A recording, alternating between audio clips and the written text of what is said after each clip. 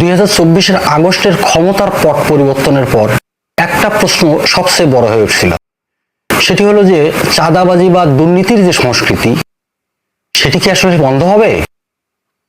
সাম্প্রতিক কয়েক মাসে আইন শৃঙ্খলা বাহিনীর হার্ডলাইনে অবস্থান এবং জনগণের সরাসরি প্রতিবাদ একটি নতুন বাস্তবতার ইঙ্গিত দিচ্ছে।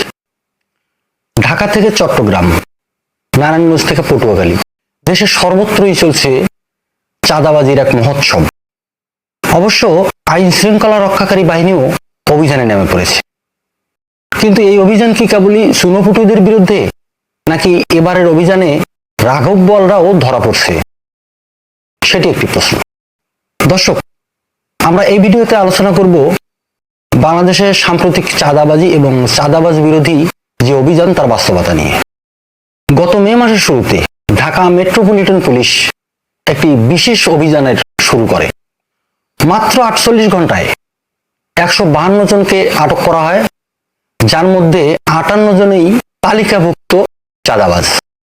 কি সিগনিফিকেন্ট সংখ্যা দর্শক। ডিএমপির পক্ষ থেকে জানানো হয়েছে যে এই অভিযান কেবলমাত্র চাঁদাবাজদের বিরুদ্ধে নয়, বরং মাদক কারবারি, সশস্ত্র সন্ত্রাসী এবং অনলাইন জুয়ারিদের বিরুদ্ধেও টার্গেট করা হয়েছে। অন্যদিকে র্যাবের পক্ষ থেকে ঘোষণা দেওয়া হয়েছে যে সারা দেশে একটি নিরপেক্ষ চাঁদাবাজ তালিকা তৈরি করা হচ্ছে। র্যাবের 15টি ব্যাটালিয়নকে নির্দেশ দেওয়া হয়েছে যেন রাজনৈতিক প্রভাবমুক্ত এই তালিকা তৈরি করা হয়। খুবই প্রশংসাযোগ্য উদ্যোগ যদি তা বাস্তবায়ন হয়।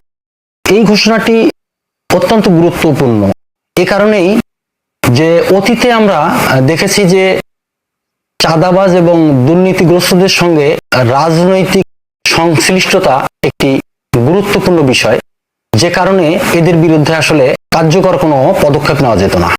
এই অভিযানের সবচেয়ে আলোচিত দিক সেটা হলো যে রাজনৈতিক পরিবারের সদস্যকেও আইনের আওতায় আনা হয়েছে। এটি অত্যন্ত গুরুত্বপূর্ণ এবং ইতিবাচক একটি পদক্ষেপ। যদিও পরে মুচলেকায় তাকে ছেড়ে দেওয়া হয়েছে, তবে এই ঘটনা সারা দেশে একটি আলোড়ন সৃষ্টি করে।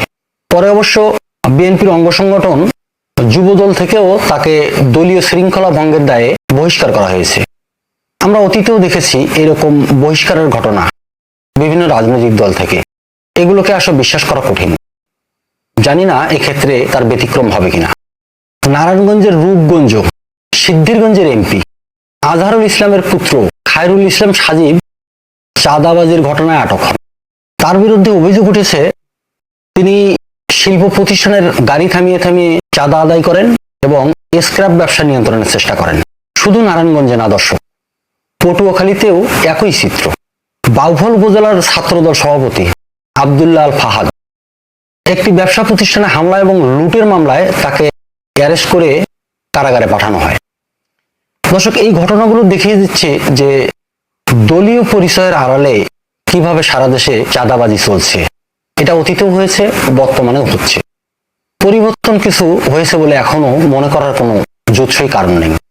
নির্বাচনের অনেক আগে থেকেই বিএনপির বিরুদ্ধে চাঁদাবাজির ব্যাপক অভিযোগ এবং দল থেকে অনেককে সাময়িক বহিষ্কারও করা হয়েছে, কিন্তু কার্যকর পদক্ষেপ না নেওয়ার কারণে এগুলো আসলে থামানো যাচ্ছে না।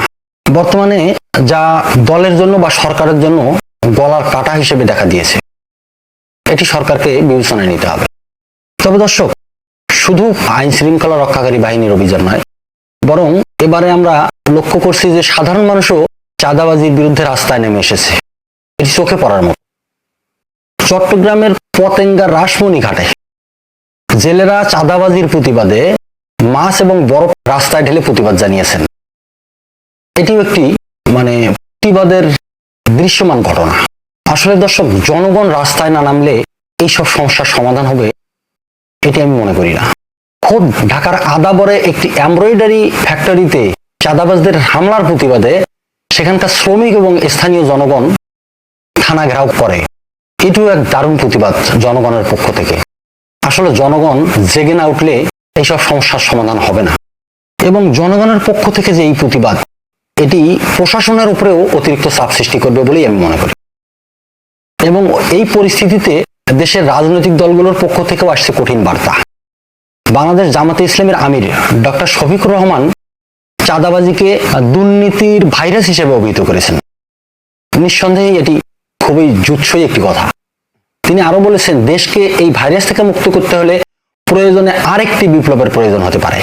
এটা ইঙ্গিত দিচ্ছে যে আগামী দিন চাঁদাবাজি দমনের ইস্যুটি সবচেয়ে বড় রাজনৈতিক ইস্যু হিসেবে দাঁড় হয়ে যেতে পারে। দর্শক, চাঁদাবাজি সিম্পল একটা অপরাধ এভাবে আসলে বিবেচনা করার সুযোগ নেই।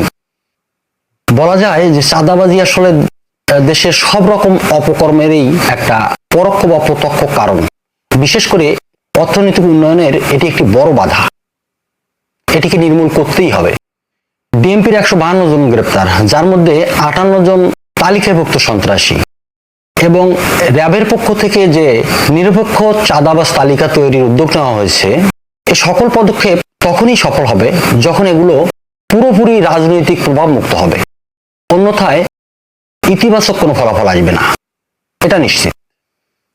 চট্টগ্রাম, আদাবর বা পটুয়াখালীর মতো জায়গায় সাধারণ মানুষ যেভাবে জেগে উঠেছে, এটি যদি টিকে থাকে তবে ইতিবাচক পরিবর্তন আসতে বাধ্য।